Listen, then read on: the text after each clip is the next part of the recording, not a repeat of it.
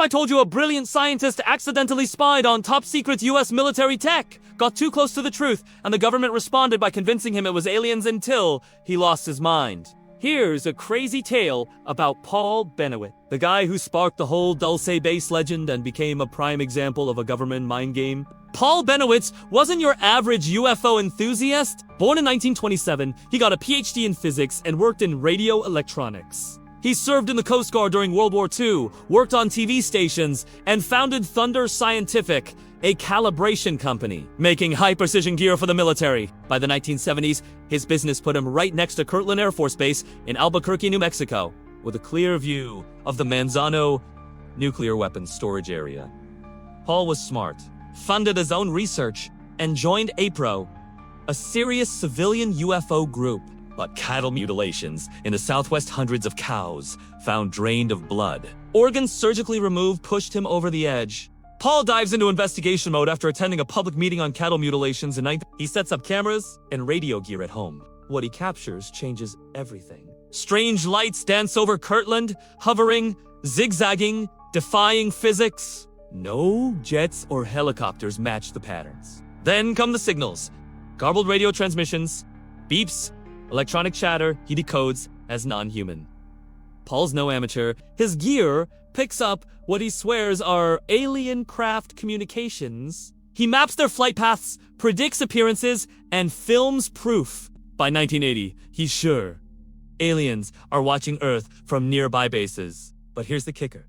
These weren't just random lights. Paul accidentally stumbled upon some top-secret military tech. He connects the dots to Dulce, New Mexico, about 90 miles northwest on Jicarilla Apache land. He meets mRNA Hansen, a woman claiming abduction. Under hypnosis with UFO researcher Leo Sprinkle, she describes horrors. Gray aliens beaming cattle into UFOs. Vats of body parts. Multi-level underground labs with human-alien hybrids. Paul shares his story through signals and lights. Boom! Dulce Bass is born.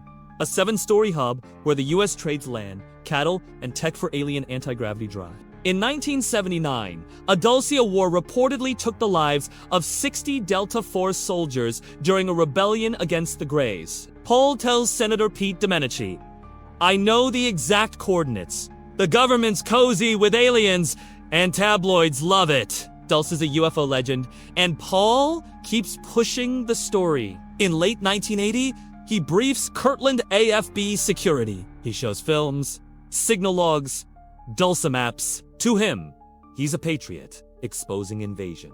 The Air Force is definitely paying attention because Paul's onto something huge. Those signals, they probably link to secret stealth projects or even electronic warfare tests at Kirtland. How crazy is that? Test flights of secret crafts, like stealth bombers and drones, were happening. Manzano stored nukes, and loose lips could ruin everything. Instead of debunking, they dive right in. Meet Richard Doty, a counterintelligence agent who drops hints and shares classified docs about aliens with Paul, to pull him into a fantasy world away from reality. That's the essence of psyops, as shown in Greg Bishop's Project Beta and the movie Mirage Men. William Moore, a UFO author, shares wild stories with Paul about fake Aquarius papers, leaks, alien pics, and bioweapon labs in Dulce. Paul's computer starts picking up alien signals, and he totally believes it. Later, Moore admits, "I teamed up with the Air Force to throw him off for national security." Paul ramps things up.